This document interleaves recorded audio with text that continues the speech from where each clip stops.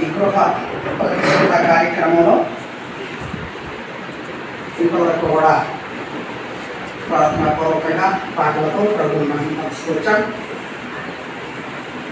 ఇప్పుడు పరిశుద్ధ గ్రంథంలో నుంచి కొంత సమయము దేవుని వాక్యాన్ని మనం ధ్యానం చేసుకొని ఆ తదుపరి ఈ గృహం యొక్క బదులలో మనం ప్రార్థన చేస్తాం.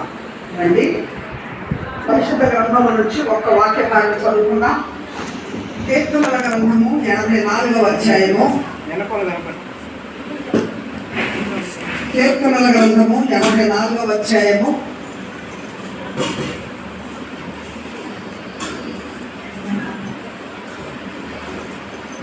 మొదటి వచనాన్ని మనము కలిసి చదువుకుందాం.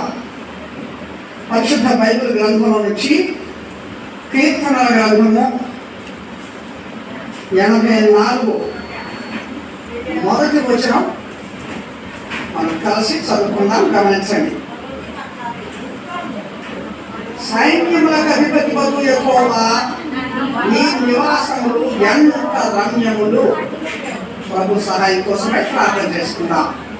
ప్రేమ కలిగిన ప్రభువా, దయగలిగిన తండ్రి, పరిశుద్ధమైన నామమునకు వందనములు స్తోత్రములు చెల్లించుకుంటున్నాం. ఈ ఉదయకాల సమయంలో ప్రభువా, ప్రియులు మరి సత్యము, మార్తమ్మ, అలాగే ఎలీషా, రమ్య, అలాగే వారి యొక్క ఇద్దరు కుమారులు మోషే, వినోదు, వీరందరిని బట్టి మీకు వందనాలు. ఈ సమయమందు నీ నామం పేరుట ఈ గృహాన్ని ప్రతిష్ఠిస్తుండగా ఎంతవరకు పాడిన పాటలో సహాయపడ్డారు. ఇక ఈ పరిశుద్ధ లేఖనాల ద్వారా ఈ మాటలకు మేము వినిన వారమై ఆత్మీయంలో మేలు పొందుటకు మాకు సహాయం చేయండి. బలహీనులను అయ్యపీడ నన్ను కూడా మీరు జ్ఞాపకం చేసుకొని ప్రభా, నిశలో శక్తి నీ వృత్తాలను భావించి నన్ను నిలిపి కేవలం నీ నోటి బోరగా నీ పాత్రగా వాడబట్టుకై మాకు సహాయం చేయమని పెట్టుకుంటున్నా. ఇప్పుడు ఈ సమయంలో మా వెనుకడిలో చదివిన ఈ వాక్య భాగము మా కొరకు దీవించి మీరే మాట్లాడి సమయము, వాక్యము మాకందరికీ ఆశీర్వాదకరంగా చేయమని యేసు ప్రభు నామములో ప్రార్థించి వేడుకొచ్చున్నాం తండ్రి, ఆమేన్. బైబిల్ గ్రంథంలో విశేషంగా కీర్తనల గ్రంథంలో కొన్ని శ్రేష్టమైన కీర్తనలు ఉన్నాయి. అందులో ఈ 84వ కీర్తన కూడా ఎంతో శ్రేష్టమైనటువంటిది. కారణం ఏంటంటే ఈ కీర్తన రాసినటువంటి వాళ్ళు కోరహు కుమారుడు.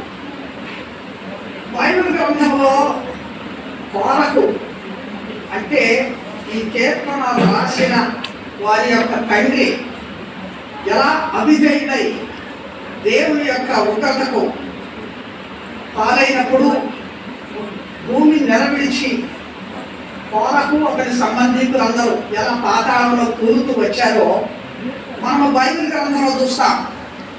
అటువంటి కోరకు కుటుంబంలో నుంచి పతనమైపోయిన, నాశనమైపోయిన కుటుంబంలో నుంచి ఆ కోరహు కుమారులు ఆ క్షణంలో వారు దేవుని యందు విశ్వాసం ఉంచిన కారణాన ఆ యొక్క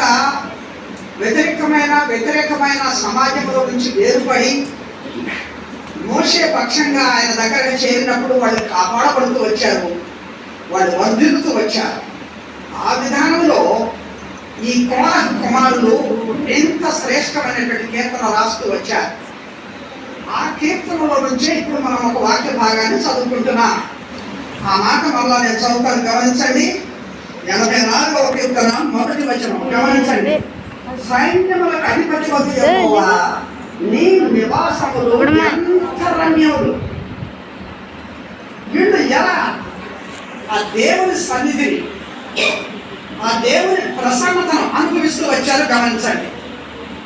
అనగా దేవుడు ఎక్కడ నివాసం చేస్తే, దేవుడు ఎక్కడ ఉంటే అక్కడ ఒక రమ్యత ఉంటుందని, అక్కడ ఒక సుందరమైనటువంటి సంతోషానందాలు ఉంటాయని ఈ భక్తులు గుర్తెరుగుతూ వచ్చారు. అందుకనే ఈ మాట రాస్తూ వచ్చారు. ఈ తొలి మాటలోనే వాళ్ళు అంటున్నారు, సైన్యములకు అధిపతి వగు యెహోవా, నీ నివాసములు ఎంత రమ్యములు, ఎంత రమ్యములు, ఎంత సౌందర్యం, ఎంత సుందరం. ఈనాడు మానవ జీవితంలో మనం ఎన్నో మంచి మంచి గృహాలు కట్టుకుంటున్నాం,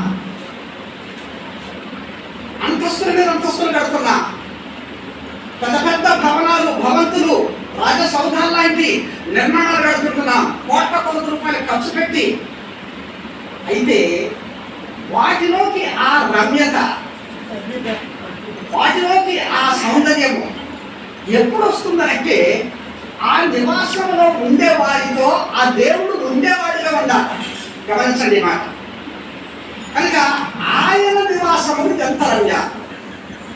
ఉదయకాల సమయం కొండ్రపాడి గ్రామంలో స్త్రీలు కట్టినటువంటి గృహంలో మనము ఆ ప్రభు పేరిట ఆయనను ఆహ్వానించి దీనిని ఆయన నామంలో ప్రతిష్ఠిస్తున్నాం. ఎందుకని ఇందులోకి వచ్చి మనం నివాసం చేయబోతున్నప్పుడు ఈ నివాసంలో ఉండే వారితో ఆ దేవుని ప్రసన్నత, ఆ దేవుని సన్నిధి, ఆ దేవుడు ఉండాలని ఆశపడతాం.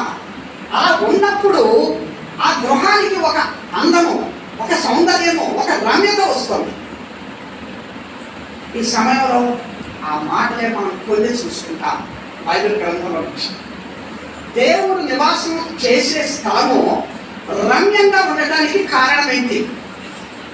దేవుడు ఉండే స్థలము అంత సుందరంగా, అందంగా ఉండటానికి కారణం ఏంటి? ఆ రమ్యత ఎక్కడి నుంచి వస్తుంది? దేనిని బట్టి ఆ రమ్యత? ఆ గృహంలో మనం చూస్తాం. ఆ సత్యాలు కొన్ని మన బైబిల్ గ్రంథంలో నుంచి చూస్తాం. చూడండి, దేవుడు నివాసం చేసే ఆ గృహము, దేవుడు నివసించే ఆ మనుషుల మధ్య అది అంత రమ్యంగా, అంత సుందరంగా ఉండటానికి కారణం ఏంటంటే అందులో కొన్ని ఆత్మీయమైన ఆశీర్వాదాలు.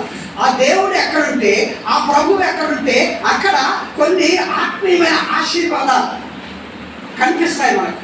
అందువలన ఆ గృహం సౌందర్యవంతమైనదిగా, ఆయన నివాసం అంత రమ్యమైనదిగా ఉంటుంది అనేటువంటి సంగతిని మనం చూద్దాం. చూడండి, మొదటిసారిగా దేవుడు నివాసం చేసి ఆ గృహంలో రమ్యంగా ఉండడానికి కారణం ఏంటంటే మార్కు సువార్త బైబిల్ గ్రంథం నుంచి ఒక మాట చూద్దాం.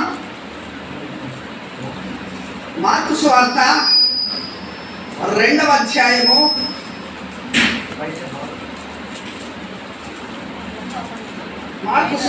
2వ అధ్యాయము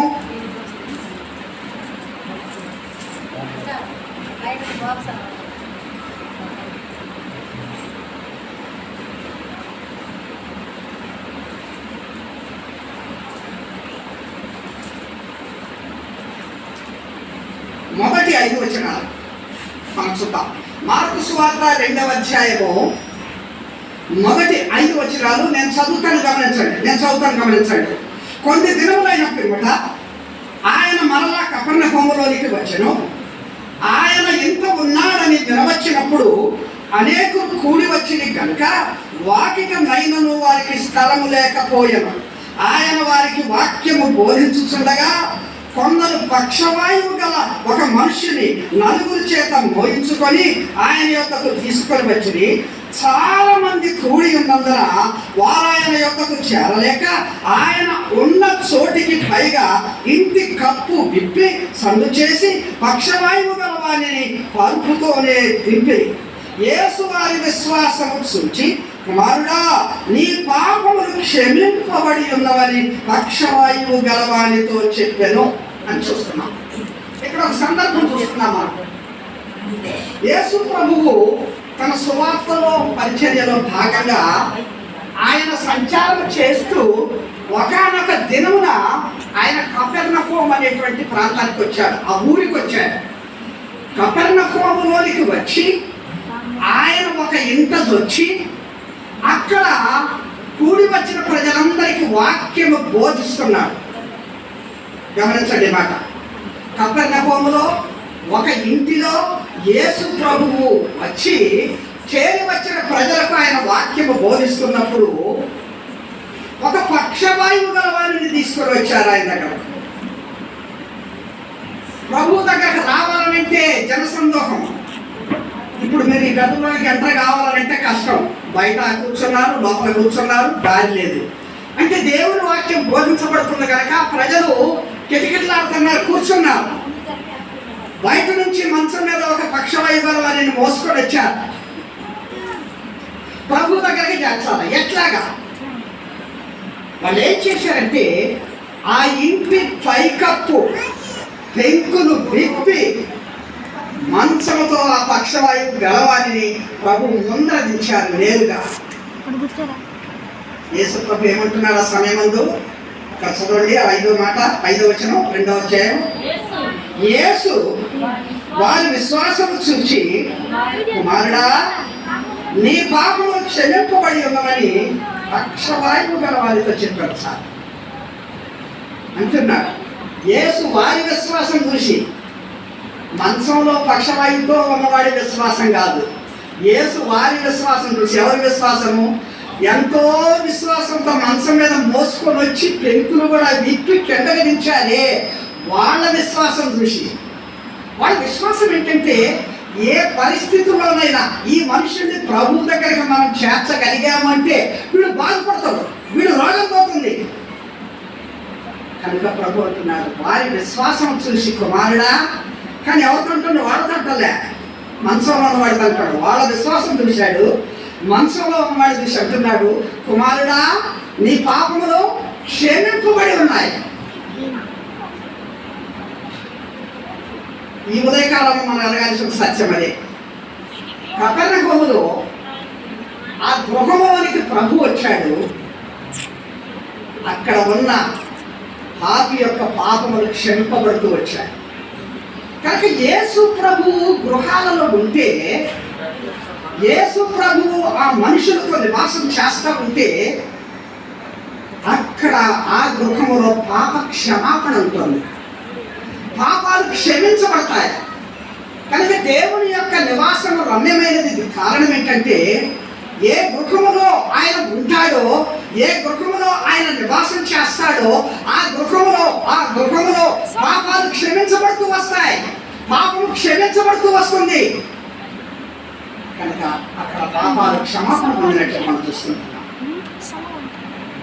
అది ఈనాడు దేవుని యొక్క ప్రజల గృహాలు, విశ్వాసుల యొక్క గృహాలు సుందరంగా రమ్యంగా ఉండటానికి కారణం ఏంటంటే, ఆ గృహాలలో పాప క్షమాపణ ఉంటుంది.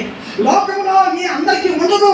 ఎందుకంటే ఆయన ఉండే స్థలం, ఆయన నివాసం చేసే స్థలంలో ఇది దొరుకుతుంది.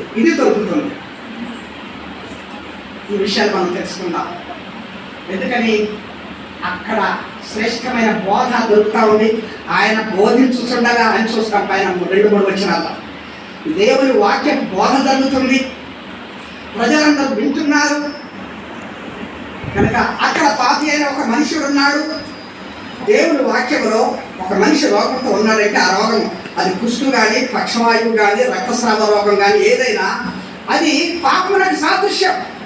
కనుక ఒక పాపి అయిన మనుషుడు పాపమునకు సాదృశ్యంగా ఉన్న పక్షవాయువుతో బాధపడుతూ ఉంటే అతని పాపాలు క్షమిస్తూ వచ్చాడు.